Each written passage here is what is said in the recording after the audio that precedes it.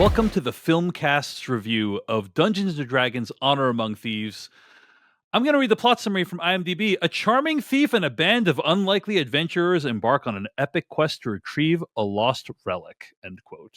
Dungeons & Dragons is a franchise that has had, let's say, a mixed record when it comes to big screen adaptations.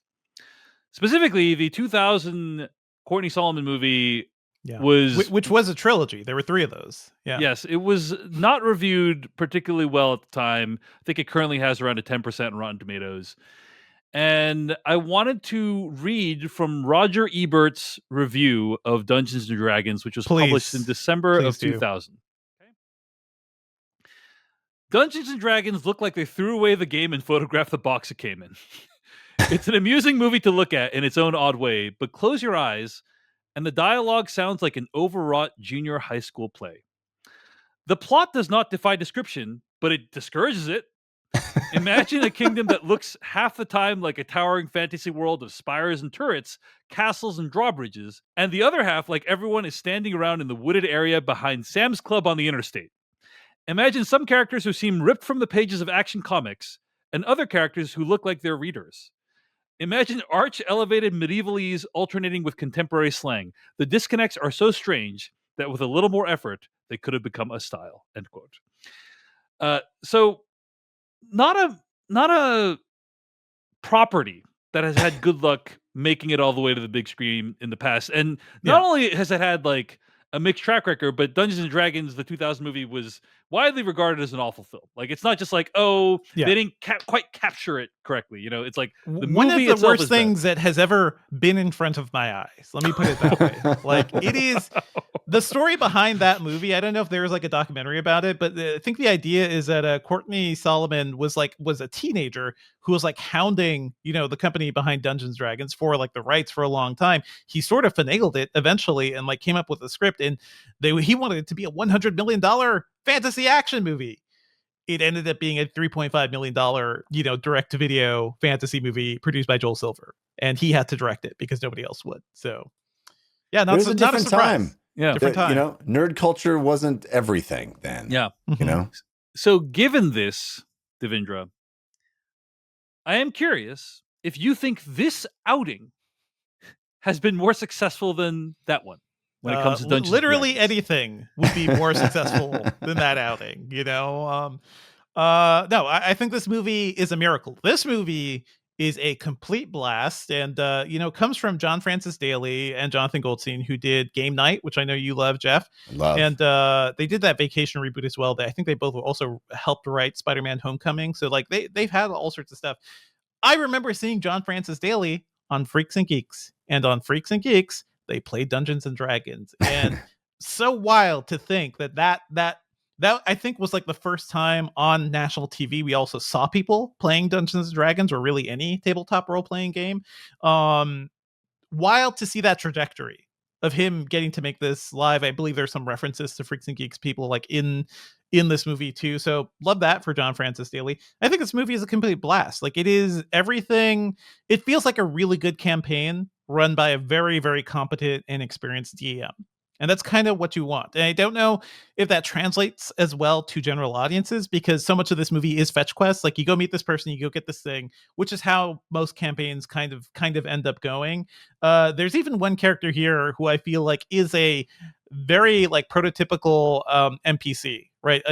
The sort of like shining example of a character a DM would create to just have a ton of fun. I think the Regé-Jean Page Paladin character is very much that.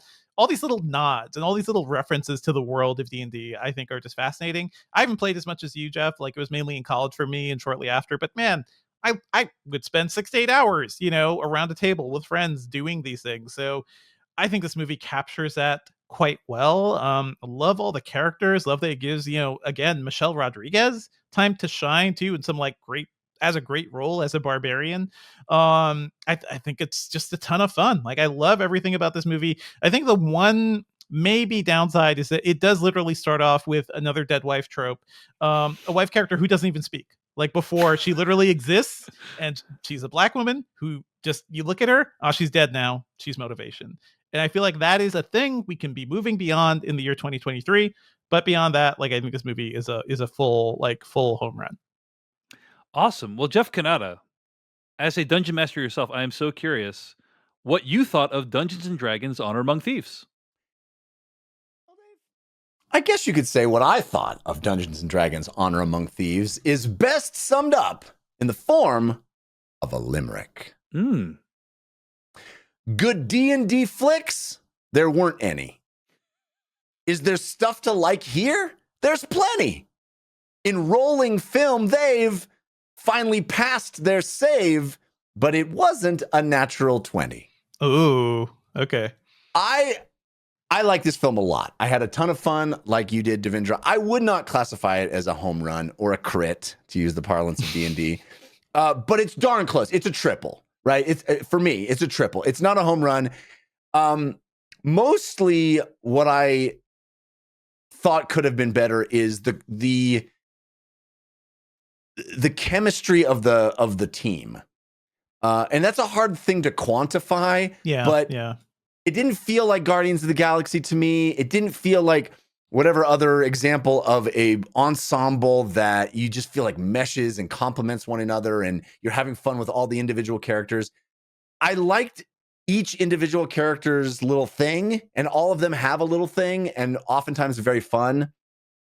I didn't think they meshed together well as a unit. And it's hard for me to explain exactly why. It just didn't work 100% for me. But there's so much fun stuff. I actually think the second half of this movie is better than the first half, which is rare in movies. Usually it's much easier to make a great first act than it is a great third act. And I think the second half of this movie, it really kicks into high gear. Yes. And you're having so much fun. And there's so many clever ideas. I can't wait to talk about some of them in spoilers, but there's really clever, fun stuff. And honestly, as somebody that has played a ton of Dungeons and Dragons, has a show with 450 hours of D&D that you could watch right now on YouTube by searching for The Dungeon Run, if you were so inclined to do that. Good idea, I think, probably, if you wanted to. But as somebody who is steeped in this game and the kind of the culture around it, I think the hardest thing to do is to get the tone of D&D, which is often wildly oscillating between serious, intense, dramatic, and goofy, irreverent, and fun. And the movie does that. It nails that dichotomy that is Dungeons and Dragons, because when you're sitting around with your friends, you want to be invested in saving the world or whatever it is that you're trying to do. But also everybody's making a joke and you're goofing off and there's fun thing. And when somebody misses a roll, something goofy and wacky happens. And that's part of it, right? It's these two sides of that coin that is really hard to do in movies, because oftentimes the goofy stuff undercuts the serious stuff, or the serious stuff makes the goofy stuff feel out of place. And to be able to have both of those things at play, I thought was commendable and really demonstrates an understanding of what D&D is at its core. I think the movie is more a comedy, more silly. If you were doing that needle, it's definitely more on the fun, goofy romp side. But like Guardians of the Galaxy, it manages to walk that line pretty darn well. And you're having a lot of fun with the characters, and there's goofy things and there's jokes and there's silliness, but also when when it gets dramatic, when it gets intense, when it gets to an action sequence, it's still effective. And that was what I was hoping for the most, that it wasn't going to be just Lord of the Rings Redux, and it wasn't going to be a complete send up of D&D, that it was going to be somewhere in the middle and be able to do both of those things. And it did. And for that, I'm like super happy with the movie. There's tons of great lore drops and Easter eggs, if you're steeped in the player's handbook and all the supplements. If you're steeped in the 80s cartoon, like there's a sweet there's a great there. bit from the 80s cartoon. I loved seeing that. And all of the kind of iconic Wizards of the Coast TM D&D stuff is in there, right? They make nods to all of the things, even goofy things that you expect to see from something that's trademarked Dungeons and Dragons and not just fantasy series generic. Mm-hmm. So it's a ton of fun. It just didn't reach that like transcendent level that I would put like the first Guardians of the Galaxy movie on, just because it didn't feel like the chemistry was as effective. I hear that. I feel like, I see Chris Pine in this. I'm like, okay, I can buy you as Kirk, right? You seemed like really into that. And now it's like, you're a handsome guy playing the lead in a Dungeons and Dragons movie, but you're not Vin Diesel, right? You don't understand the lore. You don't got a tattoo on your arm of a character you've played for 10 years, Jeff, I'm wondering, like, do you think the aim for like mainstream maybe hurt this movie a bit? Because I do think it is weird to have a party of all humanoids. That is a weird thing for any D&D campaign. I think you're right. It's 100% a D&D movie for people that didn't know they love D&D, and it has enough stuff for the built-in D&D loving audience to be like, cool, it's talking to me, but it never like explicitly speaks to the game. It is always, I think, a mainstream big budget movie first, and based on a property second. And I don't know if that hurts it or helps it. I think it's probably going to help it to have more success. I hope if there's a follow-up, I hope it goes even harder. I agree. I liked Chris Pine in this movie. I thought he's like a solid leading man, and he is a good Chris Pine leading man. Like, that's it. He's a good Chris. He's a good, as opposed to what Devindra. I'm kind of curious what you meant by that statement. Vin Diesel. But I think he when he was Captain Kirk in Star Trek, it was like, wow, this guy is like the next best thing. That was his breakout. Yeah, and he has had very few roles, in my opinion, that have really lived up to that. And this is one of them. This is one of the movies where I really felt the charisma and understood why this guy could be the thing. He has the goods. Way to discount Jack Ryan, Dave. Yeah, and also Wonder Woman's boyfriend, Steve. Remember Steve? Steve. Dungeons and Dragons: Honor Among Thieves opened with $38 million, which is decent. It's not awesome. Creed 3 and Scream 6 both opened with more. It did beat Shazam, so it had more money, made more money. Those are also huge franchises in comparison. John Wick Chapter 4 opened to $70 million. Like literally all three of those movies cost a fraction of what Dungeons and Dragons cost. So I am a little worried about it, because I do think this movie is really fun and I would love to see more of them. But it does still have a chance, because this is one of those movies that I think is going to have great word of mouth, and I think is going to sustain over the course of the next few weeks, because people are having so much fun with it. So I'm hoping that Paramount made a good bet with it, because I really like this movie. I agree with a bunch of stuff that both of you have said. I think the chemistry between the group is fine. Like, that doesn't take away from it for me. But Jeff, I agree with you about the part where the first 30 to 45 minutes was a little bit iffy for me. I was like not laughing at a lot of the jokes and not really sure where any of this was going. And there's a jailbreak that's a lot of fun. That is sort of like the joke right after that, which I won't spoil here. Well, let's wait. Let's wait until the spoilers. So, but then the second 2/3 of the movie, second half of the movie, is just awesome, because they're just introducing so many cool concepts and using them in cool ways. And the writing is also very thoughtful. It's not just, hey, we're throwing in a cool idea and that's it. It's like, it also feeds into the characters, into the story. And so I just ended up having a really good time with it. So, but also I feel like my standards for movies might be getting lower as time goes on, because it is really refreshing to watch a movie where people actually went to a place and did a thing. Real thing. And what I mean by that is, like, in Quantumania, they went to the underworld, they fought a dragon. In Quantumania, I did not believe any of those characters were in that place. Now, there is dodgy CG in Dungeons and Dragons. Like, some of the CG is not great, but a lot of the stuff, they actually built sets. They actually went to physical places. They actually went outdoors.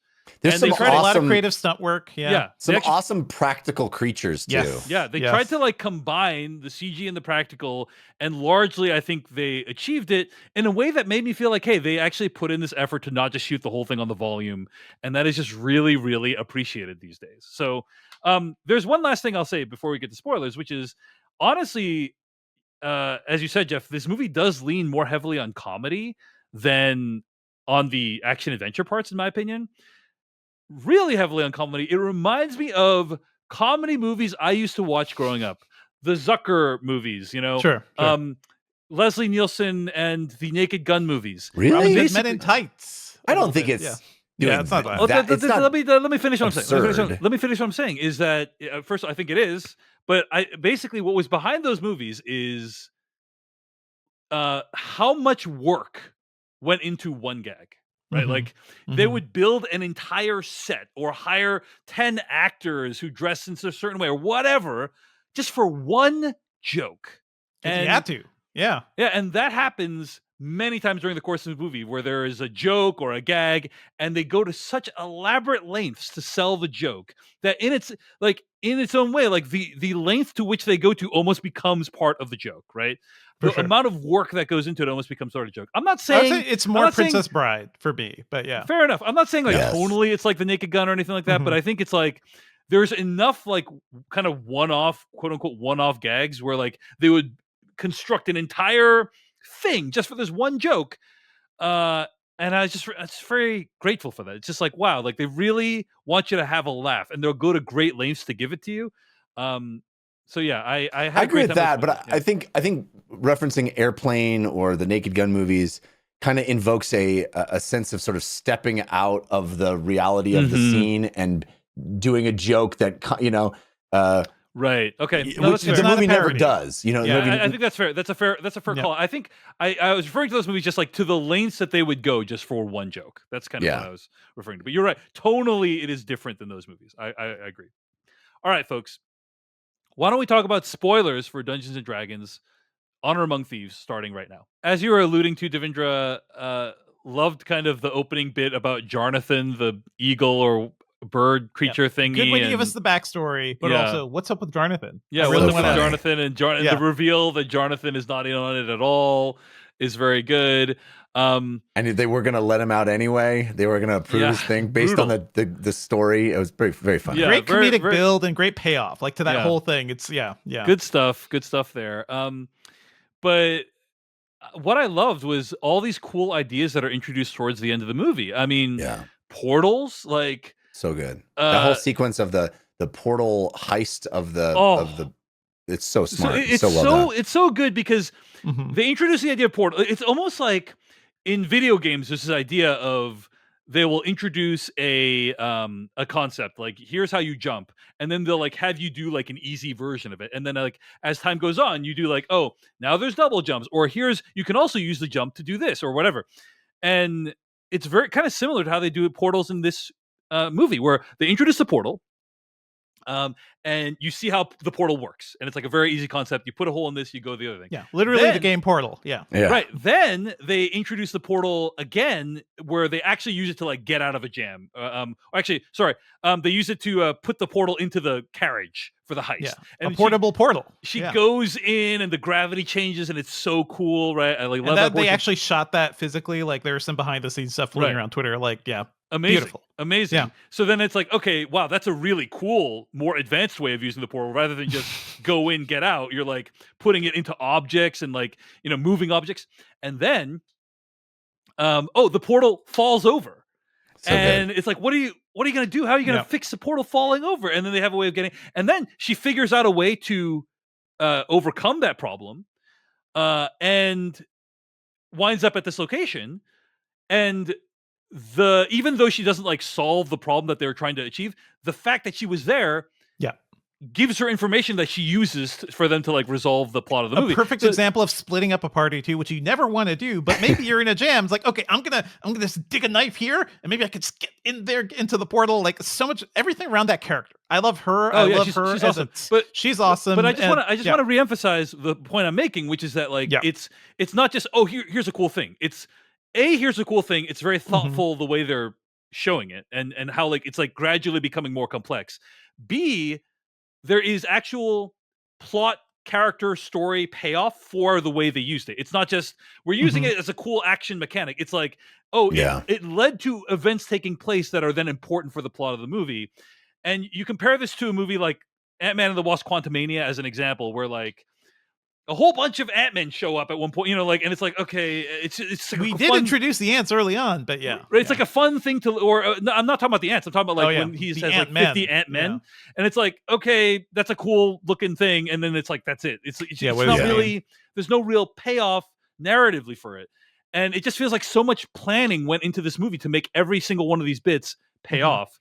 Really It's appreciate it. thought. Okay. It's Thank you for coming to my TED thoughtfulness. Talk. Okay, Yeah. go ahead. It's the thoughtfulness that Yeah. I think really hits home. Like even that tiefling character who, okay, that's another thing. Like tieflings don't look like that. Tieflings are supposed to be a little freakier, right? A little more demonic looking. So I do feel like it's weird that this movie tried to make everybody extra humanoid. But that whole sequence where she's spying on them and the sorcerer knows it, and just like that whole Yeah, it's follow like up one. sequence. It's meant to seem like Yeah. one long shot where she's trying to escape from. It's mostly CG, but it's really inventive. It's really Yeah. fun. She's always trying different things, and it pays off a joke from earlier. And it's all those things, all those pieces like crescendoing it perfectly. And at every turn, they make the decision to do the fun thing for the movie rather than the thing that would be authentic to the game. Because if you spend time, and I have friends, we were talking about this, who spent time like trying to think, okay, so how many spell slots have they used? What level are they? All the things, like if you applied the logic of D&D to this world, it doesn't really work, and that's okay, right? That's okay. I think they made the stronger choice to make the entertaining movie where she can, as a druid, she can polymorph, or not polymorph, but what is it? Change self, whatever it is, over and over and over and over and over again, without regard to worrying about how it would actually work in the context of a game. And I think that's smart. I think that's the right choice. And there's enough stuff in it that references D&D that it, just because it doesn't play exactly like a D&D campaign might, it's okay. Jeff Canada, I am curious, as a dungeon master, what do you think are some of the bigger Easter eggs in Dungeons and Dragons Honor Among Thieves that you enjoyed? I mean, I love seeing, the creatures you get to see, obviously there's a whole sequence at the end where you just get to see a whole bunch of creatures right out of the monster manual. The oh my gosh, the gelatinous cube is fun to see at the end, and how that plays. I thought the visualization of the gelatinous cube was so cool and awesome, and like that whole sequence of like, it's gonna burn your skin, but we can go in and I can get out fast because I can be small. That was all so cool and so clever. Well, I have no familiarity with gelatinous cube, and they didn't explain gelatinous cube, but then the way, yeah, you get it. The way, it's such good visual storytelling where she's like, oh, I can figure out a way to do this, and then she like dives into the cube, and then her like finger protrudes from it for like a split, that tiny, and then she's able to like shrink herself down, and it's like really a cool sequence. So cool. And there's tons of that where they don't explain how a displacer beast works, but you get to see it, it makes the projection hologram of its there's lots of that kind of stuff where they don't slow down and spell it out, but just in the articulation of it in the movie, you get what you need as a general audience who's not, steeped in the monster manual. So there's tons of that. I mean, right at the beginning, having an Aarakocra, in the room, like the winged Aarakocra guy is like, oh, that's awesome. And seeing it practical, and seeing the Dragonborn character right at the beginning, a practical guy sitting there. It's all of that stuff. You go, oh, we're in D&D. We are in D&D. Now, there's a lot of stuff that I don't know where they got it. They just invented it for the movie. That's not, I don't, unless I, missed that update, that unearthed arcana, as they call it in D&D.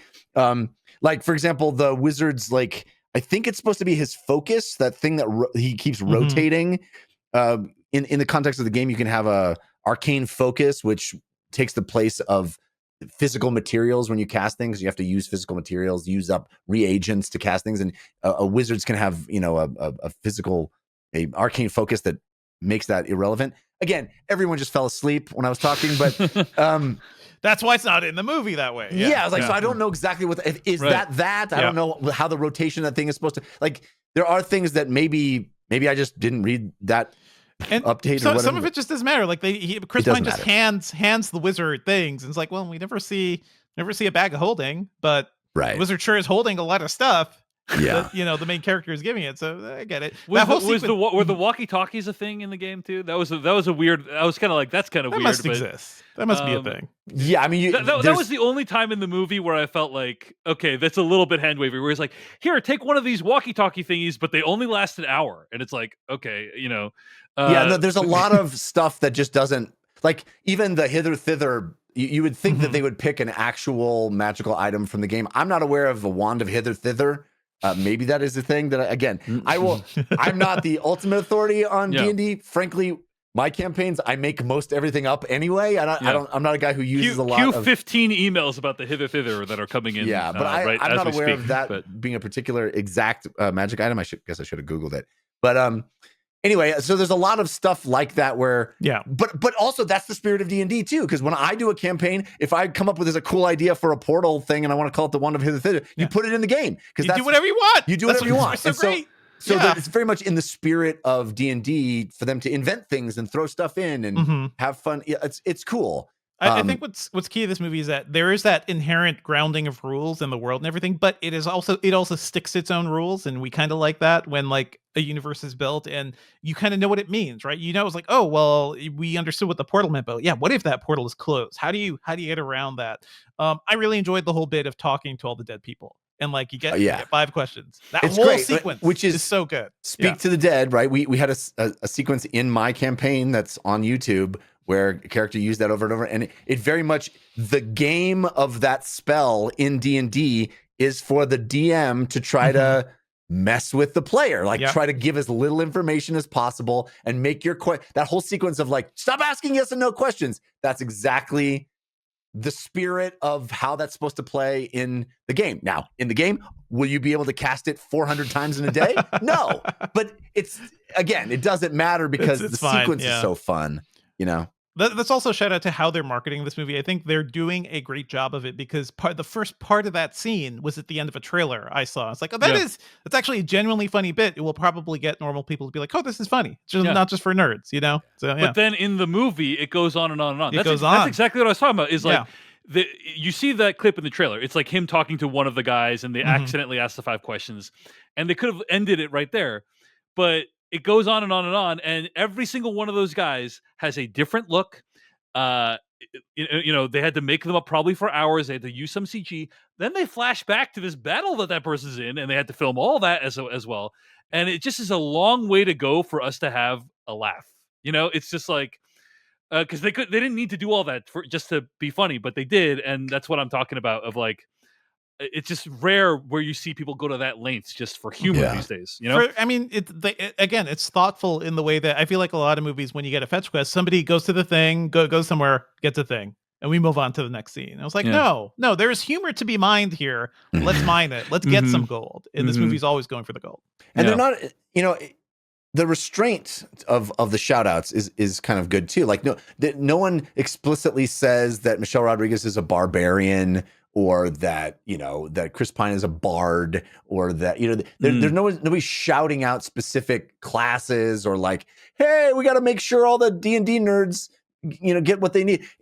The movie's a movie, and I think it works as a movie. And even if you had never heard of D&D, which I think was the point, it works, and I think it's pretty cool. It's effective. It's fun. It's a good time at the movie theater, I think.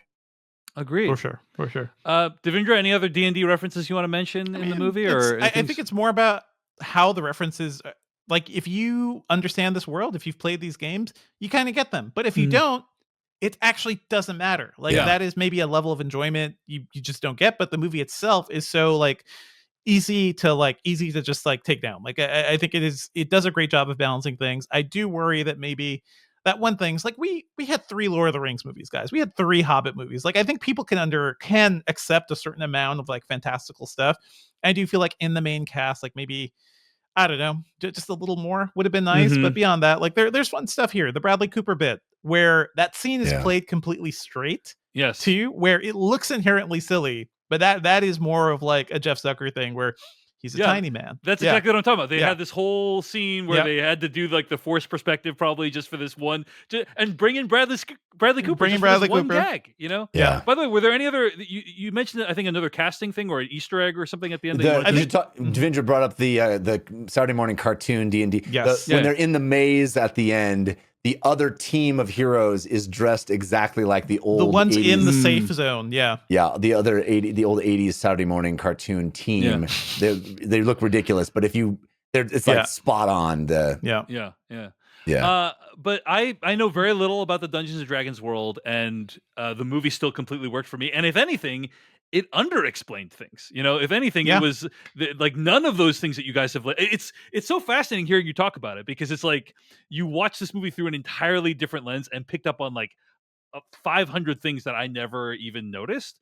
But we both, both you guys and myself enjoyed the movie greatly, I think. So, so that's a testament to like how well they were able to like walk this line between humor and action adventure, and how well they were able to walk this line between non-fans and fans. Like, I think they really threaded the needle here in a great way. So, do you guys want to see more adventures with this cast? Jeff, I know you weren't a fan of the chemistry, but I think you probably want to spend more time in this world, right? Yeah, I mean, I'm hoping the second movie's even more fun. I definitely would go see this team again. It just didn't feel like everybody clicked as a unit as much as I was hoping for. But that doesn't make me want to not see them again. Yep. I want to shout out that there is some great action choreography in the movie as well. It was. It's hard to watch this movie after seeing John Wick Chapter 4.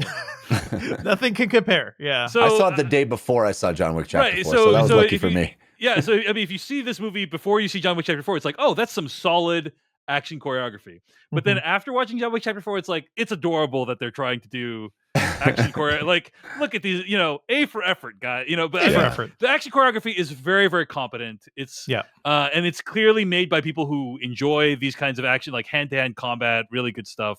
I mean, shout out to like Michelle Rodriguez, who is still like kicking it after being in movies for so long. I love that she's still playing the scrapper, like tough girl roles, and nobody kind of does it like her. So also having her, who is not the tallest person in the world, essentially playing a barbarian, I think that itself is kind of a joke, and it's kind of funny. The Regé-Jean Page character, I don't know if you were cackling at the paladin-ness of him, Jeff, because he is very the paladin is the sort of like self-righteous hard ass, where they even make fun of it at the end. It's like, is he going to go around that rock? Yeah, no, that's very funny. Paladin goes straight through. Yeah, well played by him. Yeah. That was a very delightful role as well. Yeah, so just a lot of great fun stuff in this movie. I had a great time. Anything else to mention? I'm trying to think if there's anything else we haven't called out yet. But I mean, Hugh Grant. Did you guys get the introduction by the cast? Thank you for watching it. No. I got that, and it was like 30 seconds. And there's Hugh Grant in the corner, just like seething, just like, get me out of here. And he gets the final thing. Thank you for seeing Dungeons and Dragons. And it is that especially after the stories about his like blow up on set and everything, it is kind of funny. But I definitely had a thought toward the end of this movie where I thought, are they going to leave this on a cliffhanger? Because I thought as the boat was sailing away, I bought that might be how they end this movie. The joke would have been, oh, well, that city's gone. Yeah, it's like the game night. Oh, he died. Yeah. And I was like, oh my gosh, we're gonna go back and we're gonna solve this right now in this movie. But I thought we had been there long enough. I'd been satisfied. I was like, if they end on this kind of cliffhangery, like there's still the big bad attacking the city, and we're gonna sail away, I would have bought it. Agreed. Well, what Agreed. I love, it's just as like. What I love about that ending is he uses it to begrudgingly fulfill the pledge that he made, to the other character, with putting the portal in the balloon and all the treasure falling out. And it's like, that's just like very good, basic setup and payoff, right? It's just like all these pieces coming together, very satisfying. Feels like a lot of thought was put into it. And it just is so rare in this blockbuster environment we are in particular Marvel movies, which often feel like they were edited to shreds, or where like some things are introduced, they don't pay off in the end. Like these basic screenwriting things coming to bear in this movie, I just really, really appreciated them. I realize it's been a long time since I think I've watched 2 movies in theaters of this quality and scale that I really, really loved. It's been a good month. John Wick Chapter 4 and Dungeons and Dragons, like 2 movies back to back. I was like, oh my gosh, great time both times. Now I got to ruin that record by going to see Air at the box office. So. I'm very much looking forward to your review of Air. Yeah, I am also looking forward to what I have to say about that movie, but maybe I'll like it. Maybe I will like it. I don't know why, though. Okay. Well, that is going to bring us to the end of our review of Dungeons & Dragons: Honor Among Thieves. And at the end of the day, it is really impressive that John Francis Daley and Jonathan Goldstein made a movie. It is. Thank you so much for watching this video of the Filmcast. Check out these other videos that we have available, and be sure to hit like, subscribe, and hit that bell icon to get other videos from us in the future. You can also go to thefilmcast.com to catch all of our audio podcast versions of all of our episodes. And support this podcast at patreon.com/filmpodcast, where you can sign up for ad-free episodes and exclusive After Darks. Thanks so much to everyone who makes the Filmcast possible.